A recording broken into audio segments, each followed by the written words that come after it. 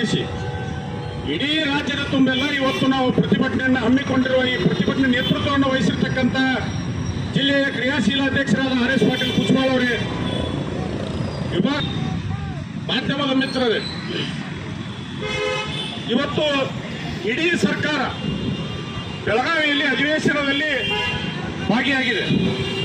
ಅದೇ ಜಿಲ್ಲೆಯ ವಂಟಮೂಡಿ ಗ್ರಾಮದಲ್ಲಿ ಇವತ್ತು ಪರಿಶಿಷ್ಟ ಜಾತಿ ಒಬ್ಬ ಮಹಿಳೆಯನ್ನ ಅತ್ಯಂತ ಹೀನಾಯವಾಗಿ ಕಂಬಕ್ಕೆ ಕಟ್ಟಿ ವಿವಸ್ತ್ರಗೊಳಿಸಿ ಹಲ್ಲೆಯನ್ನ ಮಾಡಿ ಇವತ್ತು ದೌರ್ಜನ್ಯವನ್ನ ಬೆಳಗಾವಿಯಲ್ಲೇ ನಡೆದಿದೆ. ಇಡೀ ಸರ್ಕಾರ ಬೆಳಗಾವಿಯಲ್ಲಿದೆ ಬಂಧುಗಳೇ. ಮುಖ್ಯಮಂತ್ರಿಗಳು ಬಂಡತನವನ್ನು ಪ್ರದರ್ಶನ ಮಾಡ್ತಾ ಇದ್ದಾರೆ. ಇವತ್ತು ಬೀದರ್ ಹಿಡಿದು ಚಾಮರಾಜನಗರವರೆಗೂ ಯಾರೂ ಕೂಡ ಈ ಕಾಂಗ್ರೆಸ್ ಸರ್ಕಾರದಲ್ಲಿ ಪರಿಶಿಷ್ಟ ಜಾತಿ ಪರಿಶಿಷ್ಟ ಪಂಗಡದ ಮಹಿಳೆಯರು ಸುರಕ್ಷಿತ ಇಲ್ಲ ಅನ್ನುವಂಥ ಭಾವನೆ ಇವತ್ತು ರಾಜ್ಯದಲ್ಲಿ ವ್ಯಕ್ತ ಆಗ್ತಾ ಇದೆ.